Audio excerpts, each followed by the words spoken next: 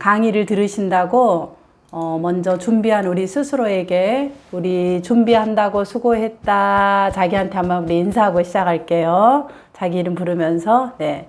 형숙이 준비한다고 수고했다. 네. 자, 우리 서로에게 한번 우리 전국에서 모이신 것 같은데 한번 인사할게요. 우리 준비하신다고 수고하셨습니다. 네. 썰렁하네요. 서로 인사 저만 하네요, 보니까. 네. 지금 소리가 잘 들리실까요? 네네. 자, 저는 소개받은 김영숙입니다. 오늘 제가 강의하는 부분들은 운영 인력, 청년들을 대상으로 프로그램을 하고 있는 운영 인력 역량 강화에서 상담 기초 교육에 대한 부분들을 진행합니다. 오늘 전체 강의의 목차는 상담을 이제 프로그램을 할 때 처음 상담의 초기, 그 다음에 중기, 또 종결 이럴 때 상담사들은 어떤 역할을 해야 되는가, 그 다음에 각각의 이제 프로그램을 잘 하려면 내담자하고 라포를 형성해야 되는데 어떻게 형성해야 되는지, 그 다음에 또 각 사례별 대부분 많이 이제 어려워하고 있는 부분들의 가장 기본적인 할 수 있는 부분들에 대한 대처법, 그리고 또 이런 이제 프로그램들을 하다 보면 아무래도 많이 우리가 번아웃이 오게 될 때 어떻게 이것을 방지할 것인지, 그리고 마지막 하다 보면 우리가 사람인지라 역전이가 생길 수밖에 없는데 이런 역전이 증상들이 일어날 때 어떻게 해결하는지, 이러한 방법들을 전체적으로 목차 안에서 진행하겠습니다. 그래서 강의를 하고 필요한 부분들을 제가 요구도 조사를 해서 강의를 준비했는데 혹 들어보시고 궁금한 게 있으면 채팅창에 남겨주시면 제가 강의 마친 후에 허락되는 시간 범위 안에서 답변을 해드리는 방식으로 전체 진행하겠습니다. 자, 먼저 이제 상담 과정별 상담사는 어떤 역할을 해야 되는가, 이런 부분들을 전체적으로 한번 보겠습니다. 보통 이제 상담 초기하고 중기에 우리가 상담을 진행할 때 어떤 차이법이 있는가, 이런 좀 질문들이 많았습니다. 자, 이 부분들은 크게 이제 세 가지 영역에서 우리가 생각을 하면 됩니다. 첫 번째는 상담에서 내가 지금 만나고 있는 이 그 대상자가 어떤 환경에, 상담의 환경이 어떤 것인가, 이런 부분들에 대한 것들을 우리가 살펴봐야 된다는 거죠. 그러니까 내가 심리 상담가로서 이 대상자를 만나는 건지 아니면 사회복지사로서 어떤 안내를 해야 되는 그러한 역할을 만나는 건지에 대한 이 환경 자체가 먼저 이제 구별할 필요가 있겠다. 그 다음에 두 번째는 이제 실제로 상담이 될 수도 있고 프로그램이 될 수도 있는데 그러한 과정을 진행할 때 우리가 할 수 있는 것이 있고 할 수 없는 것이 있어요. 그런데 이제 이 프로그램을 진행하다 보면 모두 다 우리가 도와주고자 하는 마음들이 크기 때문에 이제 오히려 더 프로그램을 효과적으로 진행하지 못하는 경우가 있습니다. 그래서 이제 이런 것들을 우리가 어떤 부분까지 할 수 있는지, 이런 것들을 이제 되게 상담 과정에서는 아는 것이 필요합니다. 그다음 셋째는 이제 그렇다면 각각의 프로그램에 개입을 할 때 우리가 뭐 심도 깊은 그런 프로그램에 개입을 할 수 있는 게 아니라는 거죠. 그럼 가장 공통적이고 도움이 되는 그런 개입 기법으로 하는 것이 필요하다. 그래서 이제 이 세 가지가 가장 중요한 차이라고 볼 수 있겠습니다. 그래서 이제 이 세 가지의 차이 중에서 사실은 가장 어떤 것이 중요하냐 그럴 때 사실은 프로그램을 진행하거나 혹은 상담을 진행하게 되는 이 주체자가 사실은 중요한 거죠. 그것을 이제 우리는 상담사 자신이 중요하다, 이런 이야기를 합니다. 자, 이걸 이제 전체 큰 그림 안에서 한번 살펴보겠습니다. 지금 보면은 이 교환에서 보여지는 것처럼 제가 세 가지를 얘기를 했어요. 첫 번째, 1번의 상담 조건이라 그랬죠. 여기 이 상담 조건이라는 건 뭐냐면 내가 지금 만나고 있는 대상자가 어떤 환경에서 만나는 거냐는 거죠. 그러니까 내가 만나는 대상자가 심리 상담을 하는 대상자인지 아니면 프로그램에 대한 부분을 안내를 해줘야 되는 대상자인지 아니면은 어떤 사례 연결을 해서 진행해야 되는 정도인지, 이 부분에 대한 것들이 이 상담 환경에서 굉장히 중요하다. 그 다음에 두 번째는 그 환경에서 이제 우리 주체적으로 이 프로그램을 운영하는 자 혹은 이제 프로그램을 진행하는 자 이런 부분이 있겠고, 그리고 우리는 이제 상담사라고 얘기하죠. 뭐 진행자.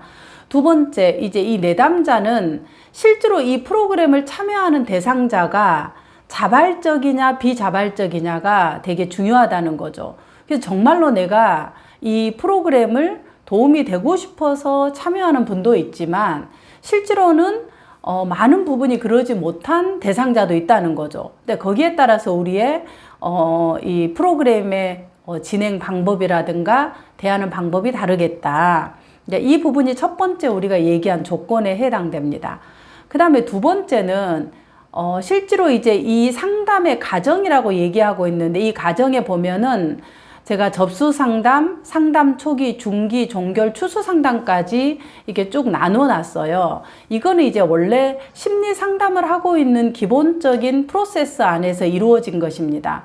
그러나 지금 프로그램을 운영하고 있는 진행자들은 사실은 추수 상담이나 이런 부분들이 이루어지지 않을 수도 있어요. 오히려 접수 상담도 안 이루어지고 그냥 상담 초기하고 중기, 종결 이 가운데 있는 세 가지만 진행할 수도 있고, 혹은 그 기간에 또 특징마다 기간마다 접수 상담을 진행하거나 추수 상담을 모니터링하면서 진행하는 경우도 있습니다. 그럼 어쨌든 원래 프로세스는 이 5가지의 로드맵 안에서 진행되어진다.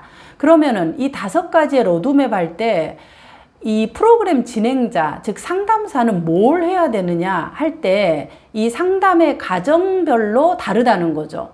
그럼 이 상담의 과정별로 다를 때 이 역할을 하는 상담사가 지금 밑에 있는 하얀 색깔의 원 안에서 역할이 주어져 있어요. 그러면 이 역할을 하기 전에 내담자는 어떠한 위치에 있나를 제가 녹색으로 약간 색깔을 다르게 해서 표시를 했습니다. 즉, 이 내담자의 위치에 따라서 상담사는 역할을 다르게 한다. 그래서 이제 크게 접수 상담 혹은 상담 초기는 거의 뭐 센터마다 같은 맥락에서 하고 있는 경우가 많이 있을 겁니다. 그래서 이제 이때는 뭘 하느냐 그러면 상담사가 내가 프로그램에 참여하고 있는 대상자가 위기적인 대상자, 즉 굉장히 위험한 안전을 확보해야 되는 그런 대상자인지 아닌지를 구별하는 게 굉장히 중요합니다. 이 부분은 사실은 접수 상담과 상담 초기에 해야 되는 거죠.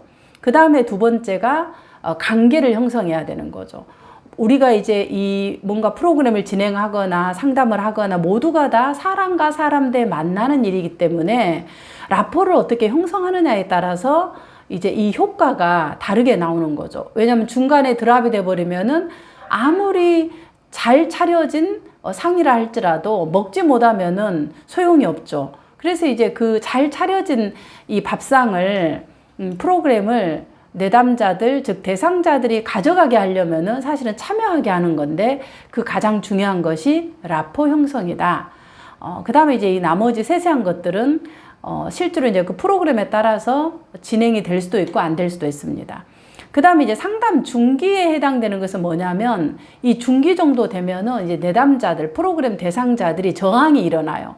그리고 뭔가 반항을 하기도 하고 또 뭐 빠져버리기도 하고, 아니면 굉장히 효과가 있어서 더 참여가 깊숙이 이루어지기도 하고, 이런 것들이 이제 주로 나타나는 시기가 상담의 중기라고 얘기할 수 있겠습니다. 그 다음에 이제 이 종결은 사실은 그 프로그램을 마무리하는 그런 부분이죠. 그래, 마무리할 때 이제 여러 가지가 일어날 수 있는데, 가장 이제 할 수 있는 것들은 이 프로그램에서 어떤 효과가 있었는지, 그런 것들이 이제 이 대상자하고 해야 되는 부분이죠. 자, 그 다음에 세 번째는 이 상담의 개입 기법이라고 합니다. 개입 기법은 뭐냐면, 실제로 상담의 접수 상담부터 초기, 중기, 종결, 내담자 혹은 대상자와 만나서 진행할 때마다 상담자가 어떻게 대해야 되냐는 거예요. 우리가 막 무슨 심상을 하거나 뭔가 뭐 소크라테스 질문법으로 뭐 이렇게 뭐 길잡이식 발견법 이런 걸 할 수는 없잖아요. 그러면 가장 기본적인 그 부분, 그게 이제 상담사들도 사용하는 15가지의 이 공통 기술이라고 합니다. 그래서 이 15가지의 공통 기술 중에서 기본적인 것만 갖고도 우리가 프로그램을 진행하는데 큰 어려움은 없다. 그래서 지금 이 개입에서는 오늘 제가 알려드리는 것은 비언어적인 것과 기본 기술에 해당되는 것들을 아마 전체적으로 각 사례별로 진행을 할 겁니다. 그래서 사실은 이 내비게이션의 그림에서 우리가 전체적으로 어떤 프로그램을 하든지 심리 상담을 하든지 이 큰 그림 안에서 조금 더 진행이 되어질 수 있고 생략할 수도 있는 그런 차이는 있지만 이 큰 그림 안에서 이루어진다, 이렇게 볼 수 있겠습니다. 자, 그러면 이제 그 가정별 상담사 역할을 조금 더 본다면 방금 제가 얘기했던 그 부분에서 상담의 가정만 한번 조금 더 우리가 바라보는 거죠. 상담의 가정에서 볼 때 지금 접수 상담, 상담 초기, 아마 이제 센터마다 이건 좀 다르겠지만 접수 상담은 대부분이 전화로나 프로그램을 신청할 때 프로그램 신청하는 과정에서 이 내담자가 위기 내담자인지 아니면 약물을 복용하고 있는 건지 정신증적인 혹은 뭔가 이제 오고 가는 이런 부분에 장애 여부가 있는 건지 여러 가지의 것들을 체크를 해서 이 프로그램에 참여할 수 있는 적합도 혹은 반을 배정할 때 어떻게 반을 배정할 건지 이런 것들이 주로 아마 이 접수 상담에서 이루어집니다. 그래서 이제 위기 상담, 그걸 제가 말한 걸 내담자 평가라 그러죠. 혹은 뭐 기관마다 심리 검사를 이때 이 접수 상담 때 할 수도 있어요. 그래서 심리 검사를 먼저 하고 심리 검사별로 프로그램을 계획할 수도 있고. 근데 이제 이 심리 검사가 어떤 진단용 심리 검사를 하는 것이 아니라 뭔가 이제 나를 좀 더 이해할 수 있는 성격적인 그런 심리 검사를 하기 때문에 진단용에 대한 내담자 위기는 파악하기가 조금 어려울 것으로 보여집니다. 그래서 그런 것들은 조금 더 보완해서 센터마다 이 위기 상담을 거를 수 있는 검사지를 보완하는 것도 한 방법이라고 볼 수 있겠습니다. 그래서 만약에 이제 이 전체 프로그램을 진행해야 되는 집단 프로그램에 들어갈 때는 만약에 이분이 바로 집단에 들어가기가 좀 어려운 내담자일 수 있겠죠. 대상자. 그런 경우에는 개인 상담을 같이 병행해서 하는 것이 조금 더 효과적이라고 볼 수 있겠습니다. 그런 것들이 전체적으로 이 접수 상담에서 이루어질 수 있겠다. 그러나 접수 상담에 대한 이 부분을 센터에서 만약에 진행하기가 어렵다 그러면 상담 초기에서 이 부분을 같이 포함해서 진행할 수도 있겠다. 부분들. 중기는 아까 제가 얘기했던 이제 프로그램을 실질적으로 진행하는 그런 부분이고, 종결은 처음에 가지고 왔던 내담자들이, 대상자들이 내가 이 프로그램에서 무엇을 원하는가, 그리고 무엇을 받기를 원하는가, 이런 것들에 대한 것을 이제 평가하는 거죠. 어떤 것들이 도움이 되었는지, 또 만약에 도움이 되지 않았다면 왜 도움이 되지 않았는지, 이런 것들을 이제 이 내담자, 대상자와 또 프로그램 주최 측, 프로그램상에 뭐가 문제인지를 전체적으로 평가해서 하는 것들이 이제 종결해서 이루어지는 것입니다. 만약에 이제 추수 상담은 이 대상자들이 올해 참여하고 내년에 또 참여하게 된다면은 처음 참여하신 분들, 뭐 2차, 3차로 참여하신 분들이 계속 모니터링을 해서 처음 참여하신 분, 두 번째, 세 번째 참여하신 분들마다 프로그램의 효과성이 얼마나 좀 다른지 이런 거를 만약에 확인할 수 있다 그러면 추수 상담에서 확인할 수 있는 그런 부분이라고 보아집니다. 자, 그럼 이제 여기에서 제가 앞부분에서 처음에 이제 이걸 보셨을 거예요. 우리가 만나는 대상자가 누구냐를 우리가 알아야지 사실은 프로그램을 진행하는 거죠.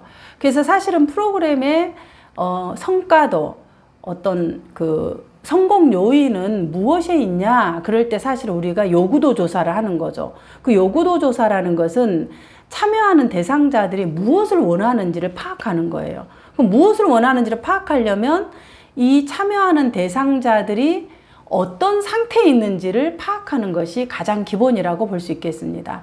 그래서 이제 그 부분들을 본다면 주로 이제 제가 봤을 때 이런 부분들이 있지 않을까 보아집니다. 이제 참여하는 대상자들의 연령층이 20대에서 아마 30대로 제가 이렇게 이제 만약에 나누어 본다면은 20대 같은 경우는 고등학교를 졸업하고 이제 대학을 가거나 아니면 성인의 시기로 들어오는 시기입니다. 아니면 군대를 가거나. 그렇기 때문에 내가 선택하는 이 길이 맞는가? 내가 재능이 없다, 이런 것에 대해서 굉장히 고민을 많이 하고 있어요. 대학을 가든 가지 않든 이런 것들이 공통적인 그런 고민의 요인이다. 그 다음에 두 번째, 내가 이제 이 전공, 만약에 대학을 간다면 전공자가 되겠고, 혹은 대학을 졸업했어도 내가 했던 이 전공에 필요한 것이 뭔가, 뭐 이 전공이라는 게 취업도 마찬가지겠죠. 취업. 내가 직장을 가지려고 할 때 필요한 것이 무엇인가? 그럼 나는 뭘 준비해야 되지? 이런 것들의 생각 외로 확신이 없다라는 거죠. 뭐 중반에 계신 분들은 더더욱 그런 거죠. 왜냐하면은 군대를 갔다 왔거나 또 군대를 면제받은 분이라 할지라도 이런 이제 확신이 없는 상태다. 그 다음에 조금 더 이제 나이가 좀 더 20대 후반 정도로 가게 되면은 내가 선택에 대한 이런 부분들을 많이 어떤 시행착오를 했기 때문에 잘못 선택할까에 대한 불안이 상당히 많이 있습니다. 그러면은 만약에 이제 대학생 같은 경우는 내가 휴학을 할까? 또 세부 전공 뭘 할까? 이런 이제 불안이 있고, 뭐 졸업하신 분들 같은 경우는 내가 어느 길로 정말로 이것을 직장을 해야 될지, 뭐 계속 내가 이 시험 준비를 연장을 해도 되는 건지, 당장 지금 돈을 벌어도 되는 건지, 이런 것들에 대한 선택, 이런 불안이 상당히 많이 있죠. 그리고 이제 20대 후반 같은 경우는 30대까지 해서 이제 주로 결혼에 대한 생각을 같이 병행하는 거죠. 그래서 사실은 내가 직장에 대한 고민도 있지만 어떤 결혼에 대한 부분들도 고민을 하고 있는 그런 대상자들도 있다는 거죠. 자, 그 다음에 이제 30대 같은 경우에는 실제로 내가 이 교육을 뭔가를 받을 때는 괜찮지만 받고 난 이후에 취업이 안 되면 어떻게 하나에 대한 불안, 또 제대로 내가 취업을 할 수 있을지, 한다면은 제대로 내가 준비를 할 수 있는지, 이제 전반적으로 다 만나는 대상자들의 기저에 불안이 있더라. 그렇게 볼 수 있습니다. 취준생들, 이제 대학생들도 마찬가지고 취준생들을 주로 이제 우리가 현장에서 만날 때 이런 부분들의 고민들이 전반적으로 다 있었어요. 근데 약간의 이제 차이는 있겠지만 한번 만나는 대상자들이 여기에 몇 개 정도 체크되어 있나 한번 해보시는 것도 되게 이제 도움이 될 겁니다. 그래서 주로 이제 많은 대상자들이 끊임없이 진로를 고민한, 언제부터 우리나라 이 대상자들은 진로를 고민한가요? 초등학생 때부터 고민해서 20대를 기점으로 해서 이제 이 아침부터 저녁까지 진로에 대한 고민을 한다. 그러지만 답이 없다는 거죠. 답이 없다.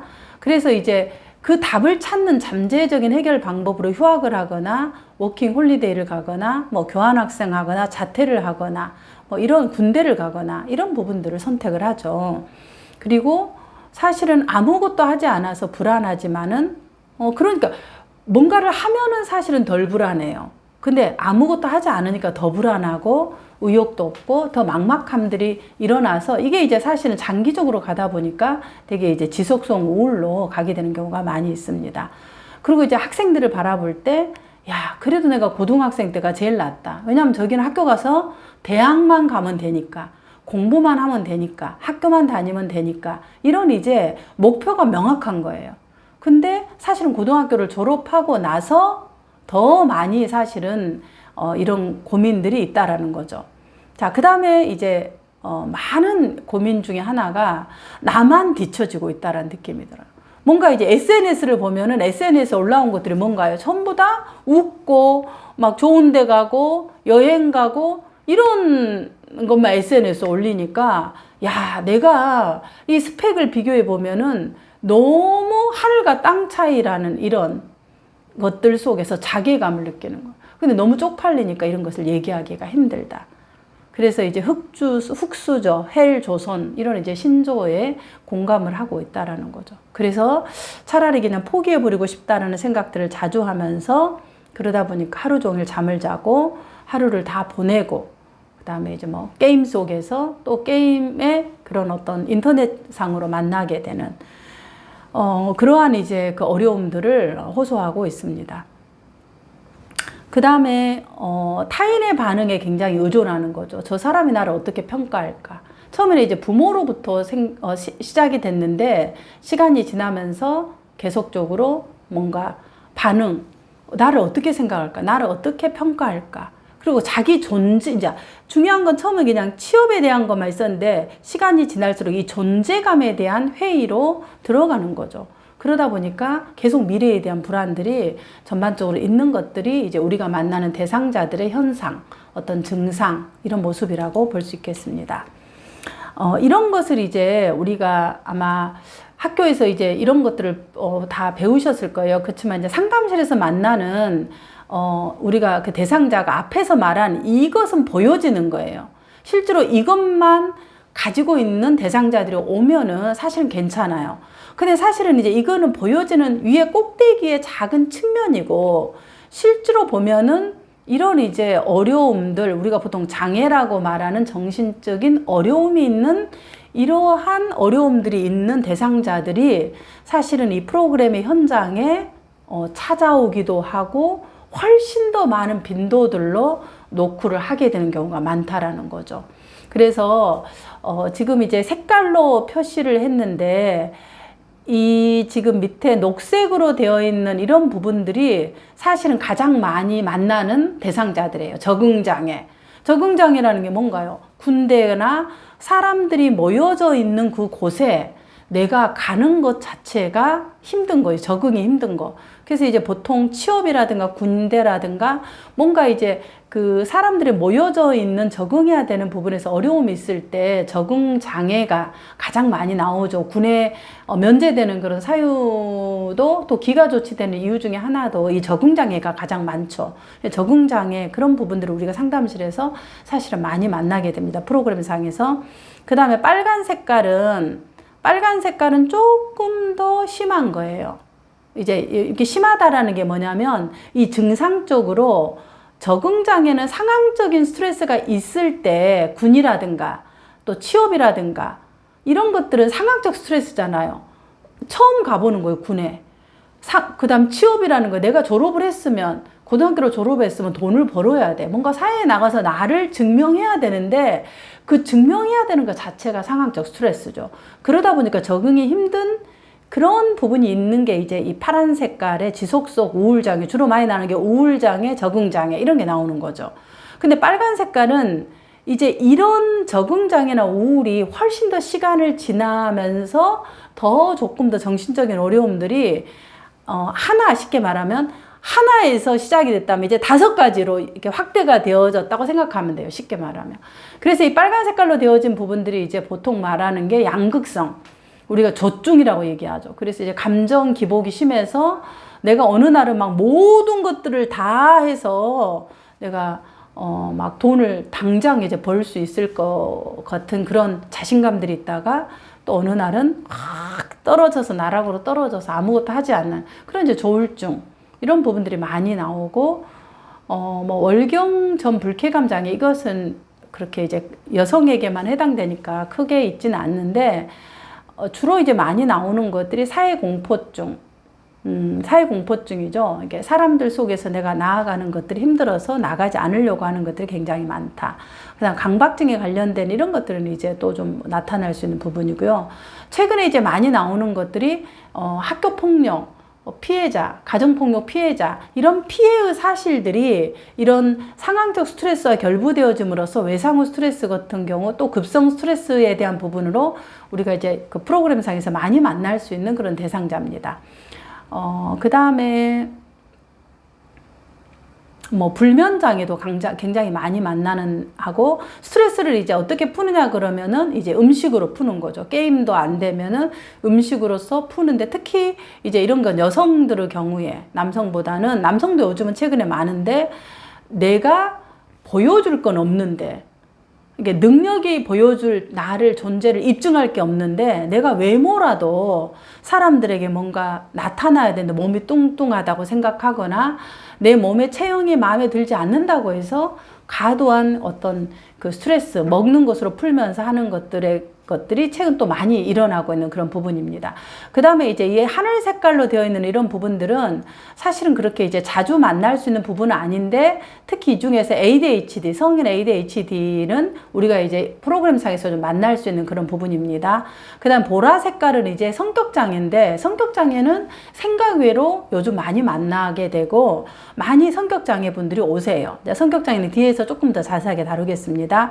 그리고 까만 색깔은 그렇게 크게 우리가 프로그램상에서 만나는 것들이 제한된 그런 부분입니다. 그래서 이제 주로 우리가 만날 수 있는 것들을 제가 N쪽에 이 지금 녹색부터 해서 색깔로 쭉 이렇게 해서 만날 수 있는 대상자군을 조금 표시를 해봤습니다.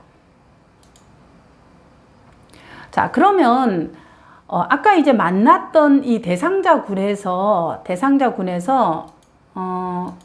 자, 이걸 먼저 볼게요. 내담자 위치. 우리가 이제 만나는 대상자들을 앞에서 말했던 이 정신장애 편람 DSM-5에 있는 것들을 다 알 수가 없어요. 알면 좋겠지만은 그 알 수가 없어요. 그러면은 쉽게 이제 어떤 스펙트럼 상에서 구분만 좀 해도 프로그램을 진행하는데 도움이 되실 거예요. 그럼 그걸 어떻게 구분하냐 그러면 이 중심, 지금 이 표를 중심으로 왼쪽 끝에 있는 것이 우리가 보통 정상적인 발달에 있는 그런 대상자라는 거죠. 그 다음에 오른쪽 끝자락에 있는 부분들이 이 정신의 스펙트럼 상으로 봤을 때 오른쪽 끝자리는 뭔가요? 이제 많이 벗어나 있는 경우. 그걸 우리는 보통 조현증이라 그러죠. 그래서 사실 우리가 만나는 이 대상자군이 이 정상적인 이 범위에 있는 대상자를 만나면 쉽겠지만 그렇지 못하는 거예요. 사회적으로 많이 힘든 부분들, 그 다음에 스트레스, 이런 것들이 이제 과도하게 있다 보니까 압박감들이 밀려오면서 사실은 이 스펙트럼 상에서 정상과 이 스키조에 있는 이 전체적인 스펙트럼 상의 대상자들, 우리가 전부 다 어떤다? 사실은 프로그램 상에서 만날 수 있는 대상자군이에요. 그러면 이제 이걸 어떻게 우리가 이 대상자군을 다 데리고 할 수는 없겠지만 적어도 구별해서 안전을 취할 거, 또 우리가 해야 될 거, 하지 말아야 될 거, 이런 것들을 구분하기 위한 가장 기초적인 것만 한번 살펴보겠습니다. 먼저 이 N쪽 끝자락에 있는 우리가 이제 발달의 정상이라고 생각하는 것은 일반적으로 큰 어려움이 없는 거예요. 근데 이제 이쪽에 계신 분들이 주로 올 때는 뭐냐면은 자기의 열등감, 자존감이 좀 떨어진 상태예요. 내가 학교 다닐 때는 그래도 1등을 했는데, 전교권에 있었는데, 5등 안에 들었는데, 이 졸업을 하고, 고등학교를 졸업하고 나니까 내가 너무 초라한 거야. 내가 먼지차락처럼 서 있을 곳이 없다. 이런 얘기를 정말 많이 해요. 이제 그런 속에서 우울이 오고, 아까 말한 적응장애, 이런 어려움이 있는 거죠. 그 다음에 이 지금 정상에서 조금 더 오른쪽으로 스펙트럼을 이동하는 게 이제 신경증이에요. 신경증이 뭐냐 그러면 신경증은 쉽게 얘기하면 잘하고 싶은데 마음대로 안 될 때 우리가 어떻게 해요? 짜증을 내요.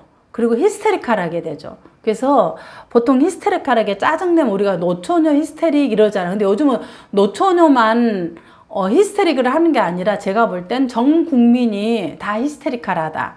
많은 부분에 그 정도로 우리가 스트레스 상황에 놓여 있다. 그게 아주 어린아이 유치원부터 노인에 이르기까지 이 신경증은 모든 연령대에 다 해당된다. 특히 우리가 만나고 있는 대상자인 청년들에게는 이 신경증이 굉장히 많이 분포되어 있다. 그 지점에 있다. 그래서 이제 주로 나오는 게 뭐예요? 짜증을 내. 짜증이 이 몸 안에 이 갈비뼈 사이로 막 짜증이 막 뿜뿜뿜뿜 나오는 거예요. 조금만 해도 누구 걸리기만 해봐라 막. 이제 이렇게 하면서 짜증을 내는 거죠. 자, 그 다음에 이 신경증에서 조금 더 오른쪽으로 가면 이제 성격장애가 나와요. 아까 우리가 얘기했던 보라색 성격장애. 이 성격장애는 뭐냐면 어떤 삶을 살아가는 우리의 성격이 패턴화되어서 이제 딱 고정화돼 버린 거예요. 그래서 이제 이 성격장애는 어려움이 뭐냐면 다른 사람에게 불편을 주고 있는데 불편을 주고 있는 것 자체를 인지를 못해요. 그러니까 나는 괜찮은 거야. 주위 사람이 고통스러운 거예요. 그러니까 프로그램을 하고 있는 운영자들은 정말로 미치고 빡 도는데 이 참여자들은 성격장애인 분들은 끊임없이 요구하고 끊임없이 짜증내고 이런 신경증 좀 약한 분들은 신경증이지만 조금 더 이제 성격장애 군까지 들어오신 분들은 굉장히 이제 힘들게 하는 그런 부분이죠. 그 다음에 이 성격장애에서 조금 더 오른쪽으로 이제 이동하게 되면 편집증적인 거 많이 만나죠. 그래서 이제 망상을 하는 거죠. 선생님이 나 이렇게 나 미워하는 거 아니냐, 그나 피해 망상 이런 부분들을 가지고 있고, 그 다음에 조현증 같은 경우는 현실 검증이나 병식이 없는 이런 부분까지 우리가 만나게 되죠. 그래서 사실은 이제 이 정상의 끝자락에서부터 조현증까지 이런 스펙트럼의 다양한 이 부분을 사실은 프로그램상에 만난다. 그러나 주로 대상자들이 아마 이 정상과 신경증에 있는 부분들이 주로 한 80%일 거고, 나머지 20% 정도가 성격장애, 조현증 이 정도 20에서 한 5% 정도의 범위 안에서 참여하는 것으로 아마 추정되어집니다. 그거는 이제 각 센터별로 참여하는 대상자가 좀 다를 것으로 보아집니다. 자, 다시 앞부분으로 간다면, 그래서 이제 이 결국 우리가 대상자들 만날 때 신경증하고 정신증을 크게 구별하면은 되게 쉬워요. 이것만 기억하시면 돼요. 현실 판단력이라는 게 이제 굉장히 중요한 기준이에요. 그 현실 판단력이 뭐냐면 이런 거예요. 지금 이 상황의 현실적인 것들을 판단할 수 있냐 없냐, 이것에 판단할 수 있으면 신경증인 거예요. 그러니까 짜증내는 정도, 히스테리컬한 정도, 막 이제 막 짜증내는 그런 것들. 그렇지만 정신증에 대한 아까 이제 조현증이죠. 조현증인 것도 이것이 정말로 손상이 된 거죠, 부분들. 그래서 가장 이제 큰 것이 오늘이 몇 월 며칠인지를 모르는 거예요. 내가 지금 여기가 어딘지를 모르고 지금 도전 청년 프로그램에 참여하고 있는데 지금 여기가 어딘지를 잘 모르는 거예요. 내가 뭐 하러 왔는지를 잘 모르고, 이제 이런 부분은 가장 기본적인 진압력 이런 것들이 이제 손상이 되어진 거죠. 자, 그다음 두 번째, 사회적 적응 수준. 그러니까 약간 아까 적응장애 같은 경우는 약간의 경미한 부적응적인 것이 있지만 정신증은 심각한 거죠. 그러니까 이런 조현증이나 이런 분이 있는 거 사실 집단 프로그램 들어가면 안 되는 거예요. 왜냐하면 이게 적응 자체가 안 되는 거기 때문에 이런 것은 이제 처음에 아까 말한 접수 면접에서 걸러내야 되죠. 그래서 개인의 상담으로 들어가야 되지, 이것을 전체 프로그램 안에 들어가는 것은 사실은 조금 위험하다, 이렇게 볼 수 있겠습니다. 그 다음 병식, 세 번째, 병식이라는 건 내가 지금 어려움이 있는 것을 내 스스로가 알고 있느냐, 이게 병식이잖아요. 그러니까 신경증은 아는 거예요. 아유, 제가 좀 짜증이 많죠. 아유, 내가 좀 힘들게 하네요. 죄송해요. 이렇게 이제 자기가 하고 있는 행동이 뭔 줄 알아요. 저도 이거 안 하려고 하는데 막 이렇게 확인하게 되고 막 통제하게 되고 저도 모르게 이래서 이런 내가 너무 싫어요. 이건 내가 내 몫을 아는 거예요. 병식이 있는 거죠. 근데 정신증, 조현증은 뭔가요? 모르는 거예요. 모르고 왜 나를 공격하느냐? 너 이 프로그램 끝나고 나 지금 따라와서 내 여기야 도청하고 있지 않느냐? 내 얘기하고 있는 거 다 도청하지 않느냐? 이러면서 이렇게 뭔가의 이런 그 병식, 이런 자기 어려움 있는 걸 모르는 거예요. 대표적 장애가 이제 아까 말한 조현증, 양극성 장애 이런 부분들이 이제 정신증에 해당되고, 이건 조금 이제 좀 헷갈릴 수 있는데 이 바이폴라 양극성 장애가 정신증에 들어갈 수도 있고 안 들어갈 수도 있어요. 그때 이제 조현증이 주로 정신증이죠. 그 다음에 신경증의 이제 대표적인 것들이 우울과 불안이 있는 우울증, 불안장애 이렇게 하는 거죠. 그래서 우리가 이제 프로그램을 하거나 상담을 하는 것은 신경증에 해당되는 사람을 우리가 하는 거예요. 이 정신증, 조현증에 있는 사람은 뭐 심리 상담을 하거나 프로그램을 하기는 어려워요. 그래서 주로 약물, 메디케이션을 반드시 해야 되고, 그 다음에 입원 치료. 그래서 이제 납병원 이런 프로그램에서 집단 프로그램을 그들과 함께 하는 프로그램에 들어가지만, 사실 이제 도전 청년 이런 프로그램 안에 정신증에 어려움이 있는 자가 같이 참여하는 것은 이도저도 안 되는 거죠. 그래서 이제 이런 부분들에 대한 것들을 초기 면담에서 이렇게 접수하시고 프로그램을 안내하신 분들이 이런 부분을 확인하는 것이 굉장히 필요하고 중요하다. 자, 그 다음에 이제 성격장애는 사실은 크게 불편하지만은 아까 말한 정신증하고 좀 다르잖아요. 일상생활은 하는데 본인이 고통을 주고 있는 것을 깨닫지 못하는 거예요.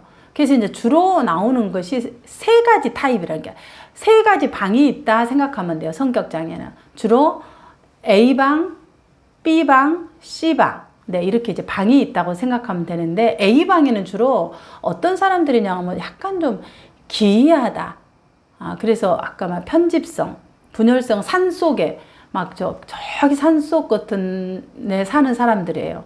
그러니까 산속에 있는 사람들이 모두 다 그런 게 아니라, 그러니까 방에만 있고 사람들을 만나거나 사람들하고 관계를 하거나 이런 게 어려운 거죠. 그런 이제 특이한, 기이한 이런 것들이 A방에 있는 성격 장애고, B방에 있는 사람은 B니까 뭐냐면 약간 이게 감정 변화가 롤러코스터를 탄다 이렇게 생각하면 돼요. 그래서 이제 처음에 프로그램 할 때 어머 선생님 너무 예뻐요, 선생님 너무 좋아요 이러면서 막 띄워서 하늘처럼 올렸다가 그 다음날 약간 본인의 기분이 안 좋거나 본인이 원하는 요구가 있어요. 그 요구를 들어주지 않거나 요구가 좌절이 되면 그냥 패대기를 쳐버려요. 그 선생님이 왜 이렇게 프로그램을 못하는지 모르겠다고. 그리고 그 선생님 이렇다고 하면서 막 씹고 자근자근 씹고 이러죠. 이제 이런 게 주로 B군, B방에 있는 사람들이죠. 그래서 이제 반사회성, 연극성, 자기애성, 그 다음에 경계성, 이제 이런 성격장애라고 얘기를 합니다. 그 다음에 이제 C방에 있는 주로 대상자들은 어떤 분들이냐면 주로 이제 막 불안하고 두려운 거예요. 근데 불안하고 두려워서 어때요? 사람들을 불안하니까 혼자서 못하고 피해버리거나 의존하거나 그런 것들을 계속 반복적으로 뭔가를 확인하거나 이런 것들이 이제 C방에 있는 사람들의 특징이다. 그래서 이제 이 성격장애 A반, B반, C반에서 주로 우리가 이제 만나는 프로그램상에 올 수 있는 분들은 사실은 A방은 별로 어려움이 안 돼요. 왜냐하면 사람에게 관심이 없으니까 이분들은. 별로 크게 관심이 없으니까 A방에 있는 사람들은 큰 문제가 안 돼요. 근데 프로그램을 진행할 때 어려움이 되고 있는 대상자를 굳이 얘기하자 그러면 B방에 있는 사람들이에요.